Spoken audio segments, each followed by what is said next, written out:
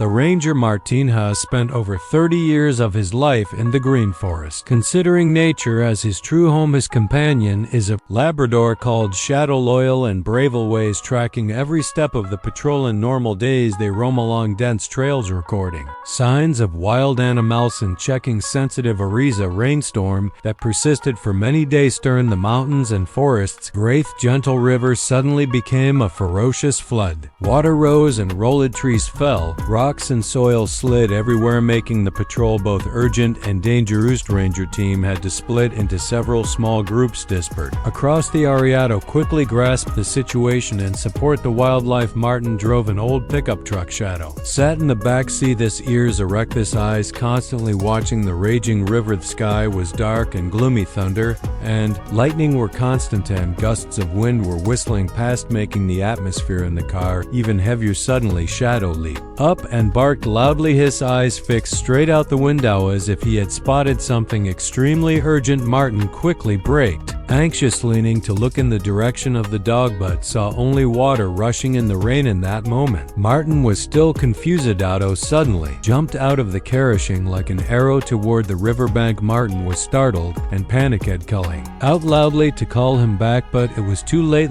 to see Shadow's black body disappear under the flood. Martin ran to the shore, his eyes tensely watching, his heart afraid and not understanding what made Shadow so reckless in the middle of the whirlpool. Suddenly noticed a smelly yellow-brown creature struggling, gradually sinking in despair. It was a lion cub, its entire body drenched, its eyes wide with panic. Each breath seemed to stop. Lion cub struggled, desperate movement growing weaker and weaker, then almost giving up before the raging power of the water. Shadow let out a hoarse roar, rushed straight forward and gripped the lion cub's neck tightly. Following his rescuer's instinct, the water roared, swirling both bodies, but Shadow used all his strength, each stroke driving resolutely toward the shore. Martin ran and shouted encouragement ready to jump in to help. If Shadow and the lion cub were exhausted, the cub gradually stopped struggling, letting Shadow hold it tight, its breathing weak, its body limp as if about to give up completely. After what felt like endless minutes, Shadow finally made it through the vortex, approaching the slippery mud bank full of broken branches. Martin knelt, extending his arms to help, pulling both of them to the shore, his heart pounding in his chest with fear. Shadow collapsed, panting, still loosening his jaws until the cub was lying safely on the ground. To lay still, panting in the cold rain, while Martin knelt beside him, his eyes red from having just witnessed an extraordinary feat. Cub trembled, eyes closed, each weak breath slipping out like a whisper for help. Between life and death, Shadow was wrapped in a towel in the car, his body wet and shaking, but his eyes still followed the lion cub. The rescue vehicle sped to the nearby veterinary center. In the examination room, the veterinarian carefully cleaned the mud, checked the lion cub's heart and lungs with specialized equipment. The lion cub let out a few soft groans, then opened its eyes and blinked, making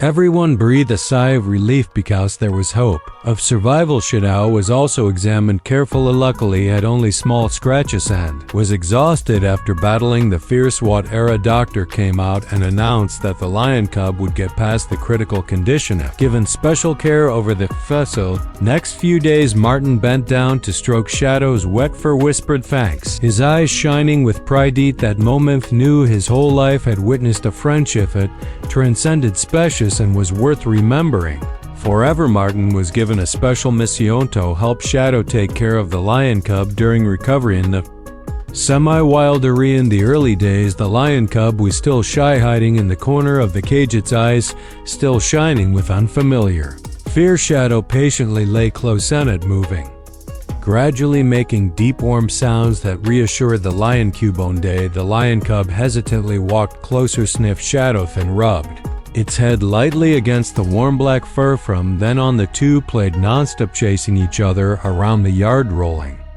on the dry grass like real children. At night, when the cold wind blew, Martin often saw them curled up together, their small figures like two blood brothers. Day by day, the lion cub's health recovered quickly. Its golden fur gradually grew shiny and smooth, its eyes shining with determination. Rangers often visited, surprised to witness the unusual friendship, unable to believe the scene was Real Martin took care of both of them with love without discrimination, considered it a rare gift from nature when health was stable. The lion cub was moved to a Spatucemi wild enclosure designed to simulate a natural forest marten. Directly guided and gave instinct training exercises, simulated hunting with hanging bait and small challenge. Shadow often stood outside the fence barking loudly to encourage, like an older brother urging his younger brother to step into the world of independence. At first, the lion cub was clumsy, but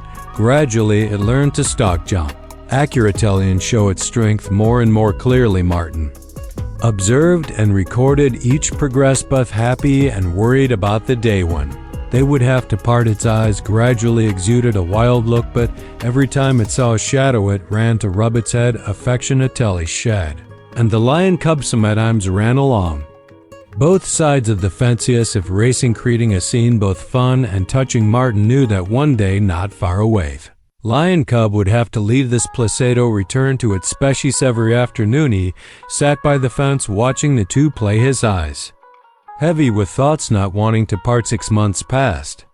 The lion cub had grown up, its body strong, its steps majestic, its eyes were bright with the bravery of a predator.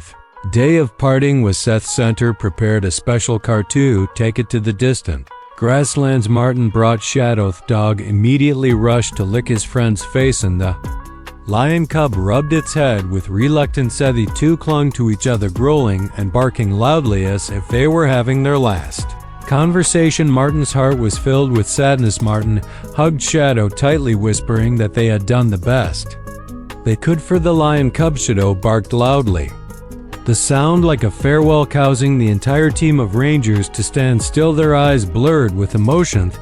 Lion cub turned to look at Shadow, its eyes moist as if wanting to engrave the image of the one who saved its life. Eve cage gate open at lion cub stepped strongly into the carrot's eyes, proud but still full of nostalgia. When it reached the grassland, when the car door opened, it jumped down onto the grass, breathing the air of freedom for the first time. Its strong legs carried it away, leaving a roar echoing through the vast and majestic space. Shadow sat next to Martinez, eyes looking into the distance, barking loudly as if sending a message. Martin gently placed his hand on Shadow's back, whispering that they had given him a miraculous chance to live on. Martin's memory, the image of that rainy and flooded day, is always clear, reminding him that nature still has many